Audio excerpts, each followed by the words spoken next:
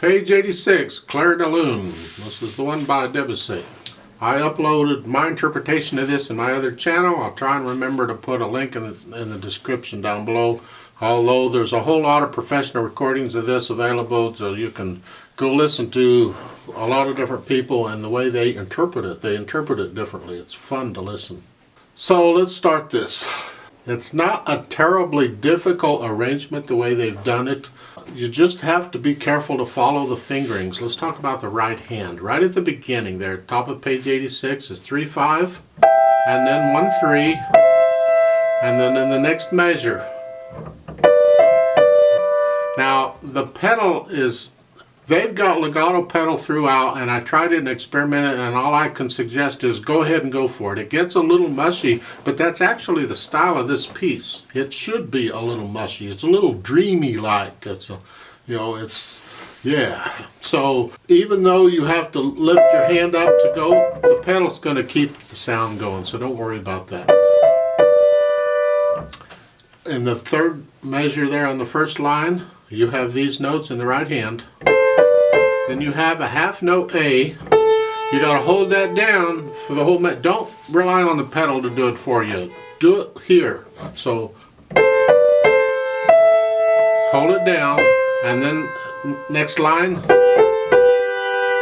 Now going from the first measure to the second measure in the second line, the B is tied. You see the tie? So you're not going to play that. You're going to hold it down. You're just going to play the F, half note. And then once you play the F, then you can continue with the triplets. Watch the fingering. And then again, going to the next measure, the G is tied. You're going to hold it down and just move the thumb and play the D. Next measure. You're holding the E down, you play the C, and then hold the C down and play. You hold the D down to play the A, and then play the C. That happens a lot throughout. You gotta be very careful on the tied notes to hold them down the full value, and you're usually holding one note down while playing other notes. And you never know which is which. You just got to follow what the music tells you to do. And the fourth line down on page 86, the first measure, you're playing left hand starts down here, and then the right hand gets the E-G. Now it's just E-G in different octaves. So the left hand plays E-G up here, and then right hand plays E-G up here with 3 and 5 fingers. And you're going to hold the left hand down because that's a half note. Now in the fourth line down, going from the first measure to the second measure, you're going to hold the C-E down. Then in the left hand, you're going to play the dotted half note. Now watch the fingering for the next, and these are with the right hand. It's 1, 2, 4. You're going to hold the F-A down and just play the top notes. Then in the next measure, you're going to hold the D down because it's tied. You're going to play the left hand, and then play the right hand. Then hold the E down, it's tied, play the left hand. Now the C is tied going to the next measure, right? So hold it down. These notes come up when you play the left hand, by the way, on each of these measures. So it's here.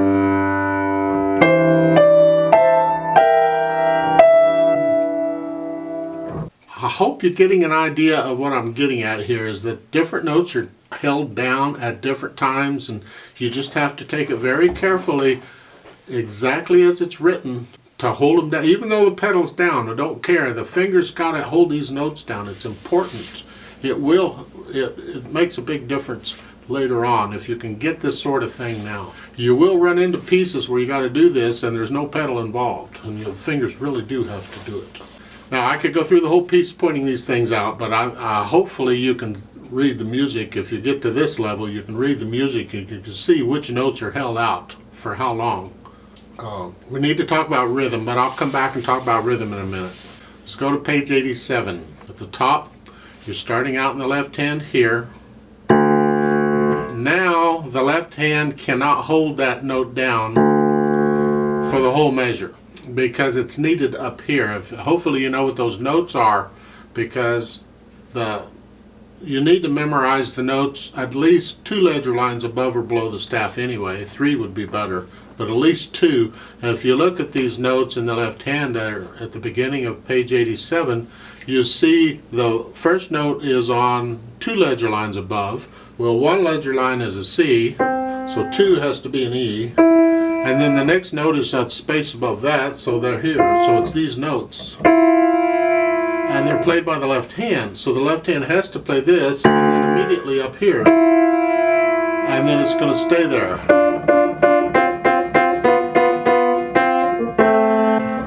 Next line, similar. You have this, and then the left hand has to come up again.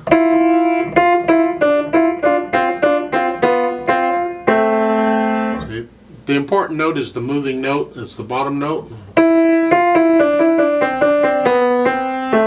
And that's what we want to hear. It goes with the moving note in the right hand. The two go together. And that's what we want to hear. Third line down, same thing. The left hand's first going to play the G, and we're going to rely on the pedal to keep it going, and then we're going to come up and get the rest of the notes. And that goes on that way all. When you get to the last line on page 87, look at, again, the left hand is going to play here, and then you're going to play 3-1 on the first one. I recommend a 4-2 after that. So do a 3-1 and then immediately 4-2, because that puts you in position for what's coming. The rolled chords at the bottom of page 87, then the last 2 measures. Start at the bottom and you roll them quickly. Hold all the notes down for the full value of the whatever it is. And different people will interpret it differently, but I play it where the bottom note is on the beat. Some people will play it where the top note's on the beat. I'm not going to get into it, but when we play it together, I'm going to do the bottom note. It'd be 1, 2, 3, 1, 2, 3.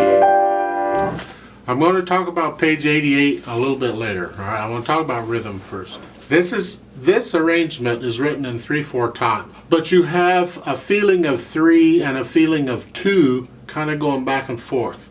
So it's either a 1, 2, 3, 1, 2, 3, or it's a 1, 2, 1, 2, and they kind of alternate between the two. Now this is a good exercise to kind of get into that going back and forth quickly. This is where the scale videos on the advanced part of my scale videos help, because you're playing the scales in 2s and 3s both, and you have to go back and forth, and this helps you to do that. So at the beginning of this, we're going, it's 3/4, 1, 2, 3, but the triplets are going to be 1 and 2 and 3 and, or triple, triple, trip. So here at the beginning, it's 1 and 2 and 3 and, see, 1 is a rest. 1 and 2 and 3 and 1 and 2 and 3 and 1 and 2 and 3 and. See that third measure? There it's triplet for the first beat, and then it goes into and. 1 and 2 and 3 and then back to triplets. 1 and 2 and 3 and this goes back and forth throughout. You have to work it out very, very carefully. Over on page 87 especially, look at the first 2 lines are pretty much triplet. Well, look at the first line in the second measure of the first line. The first beat is triplets, the second beat is even eighth notes, and then the third beat's a quarter note. So it's 1 and 2 and 3. 1 and 2 and 3. 1 and 2 and 3. Whew, it's all over. Go down one line in the second measure of the second line, it's the same rhythm. 1 and 2 and 3. And while I'm here, that little grace note, I play on the beat with these notes. Some people will play it before the beat, and I don't like it. I was taught to play them on, so I'm going to do it. The third line down, again, these are all just a half notes. 1 and 2 and 3 and then the next measure, 1 and 2 and Next line, same thing. The three measures, you're going from just eighth notes. In the second measure, it's triplets, and then the third measure is straight eighth notes. So it's 1 and 2 and 3 and 1 and 2 and 3, 1 and 2 and 3 and 1 and 2.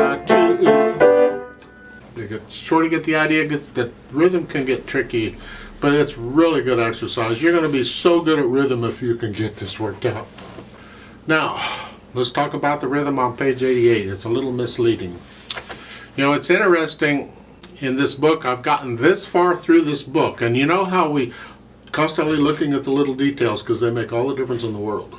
And now have just realized that they're only putting the time signature at the beginning of the first line of the piece. Normally you'd find a time signature on every line and a key signature on every line.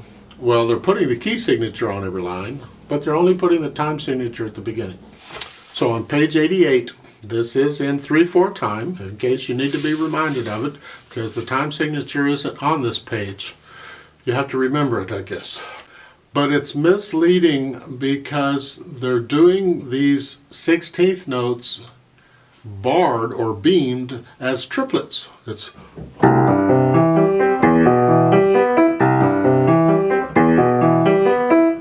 that's how they look, and when you first look at it, that's what you're going to think. It's triplets. It's not. It's really not. I think it would have been better if they would have barred or beamed all 6 notes at a time together, because you need to feel this as even twos. Not 1, 2, 3, 4, 5, 6. It's 1, 2, 3, 4, 5, 6. The natural accents. Remember I told you before, natural accents? Well, these natural accents come every 2 notes. 1, 2, 3, 4, 5, 6. 1, 2, 3. And to watch the way they're beamed together or barred together, it doesn't say that. But don't let it confuse you. 1, 2, 3, 4, 5, 6. 1, 2, 3, 4, 5, 6. 1, 2, 3, 4, 5, 6. So play this page with that in mind. Then when you get to the last line, it's the same thing. You just you have 8th notes instead of 16th notes. 1, 2, 3, 4, 5, 6. 1, 2, 3, 4, 5, 6. 1, 2, 3, 4, 5, 6. Like so. 4th line down on page 88, the last note in the right hand, they're telling you it's an E flat, but hopefully you'd know that anyway, because 2 ledger lines above the staff and treble clef is a C. You should just memorize that, know that. So 3 would be up here, and it's a flatted, so it's here, so it's an E flat. Now in the last line, they gave you an 8 VA, so they don't have to keep using all the ledger lines. So it's written here, but you're going to play it up here, because you're already up here, so here. And then in the very last measure, both hands are 8 VAs, so the right hand stays there. You're already set. The left hand, instead of here, just goes up here. And you play those. And then this piece, those are generally played fairly quickly. Very light and rather quickly. We don't normally slow this particular arpeggiated chord down. I remember in other videos I told you that when a piece is just soft and lovely and all, and when you get to the end you can play these arpeggiated chords at various speeds. Well, in this piece all the arpeggiated chords in it are played fairly quickly, even this one at the end. Just very light. On page 88 I want to suggest a slightly different fingering because it's tricky. Look at the second line in there. They're saying here, and then you want your right hand, the little finger, to go immediately up and catch that B flat. I don't think so. It'd be nice to do it with the left hand, but you need the left hand down below on the G. So I'm going to suggest this fingering. The left hand's fine. But the right hand, I'm going to go a 1, 2, 3. Because now I can reach the B flat here. So, like so. You get the same thing down 2 lines later, up above. It's the 4th line down, it's here. And the right hand catches the E flat and then you're up.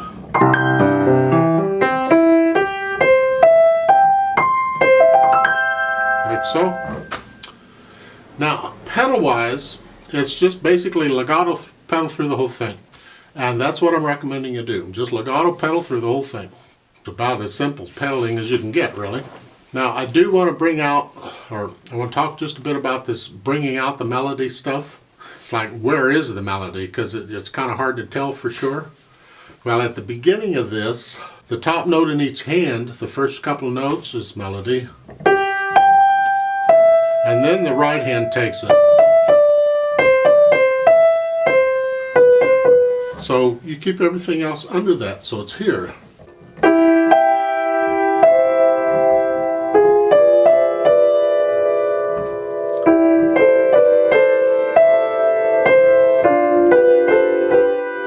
Keep everything else under that top note in the right hand.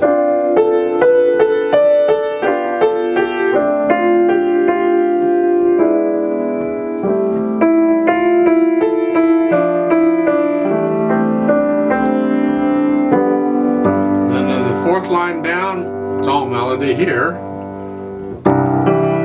And then we start again. Top note in the right hand is melody here.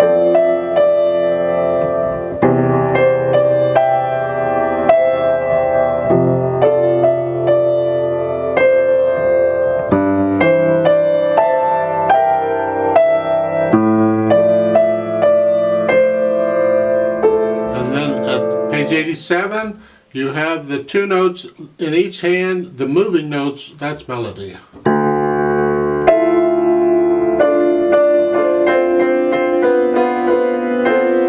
It's like the melody's an octave here, throughout there, until you get down to the bottom. The last 2 measures, the rolled chords. I don't know that there's any melody here, we're after harmony here. It says dim molto, which means diminuendo a whole bunch. The whole thing is fairly soft, but... And then you go into page 88. Now in the arrangement that I have been using, the actual piece, the way it was written, it says to put the soft pedal down at the beginning and keep it down for the whole piece. And if you want to do it for, this is for effect. This is actually the sound they want. So at the beginning, instead of this sound,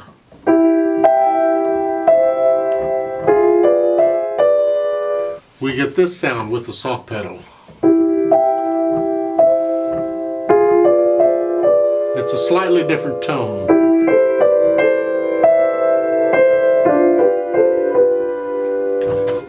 So if you want to use soft pedal for this piece, that's fine with me. I would do it. I would recommend it. When we do the play together part, I'm not going to, because I'm just going to play the notes. I want you to hear as best you can. We are going to play, I'm going to count us in, give us 3 counts. We're going to play pages 86 and 87, then we're going to stop, turn the page. I'm going to count us in again, give us 3 counts, and then we're going to play page 88. When you're performing it, you can't do that. You've got to turn that page. Well, here you have the rolled chords at the bottom of page 87, the last 2 measures. Probably during this half note is when you want to quickly reach up. That means you got to memorize that last chord. The beat can't be interrupted, it's got to keep going, and that's how I'd recommend you do it. So, 3 beats. Let's try this out slowly and see what happens. Left hand, right hand, foot's on the pedal. Here we go. 1, 2, and go, and rest. 2 and 3 and 1, 2, 3. 1 and 2 and 3 and 1, 2. 3.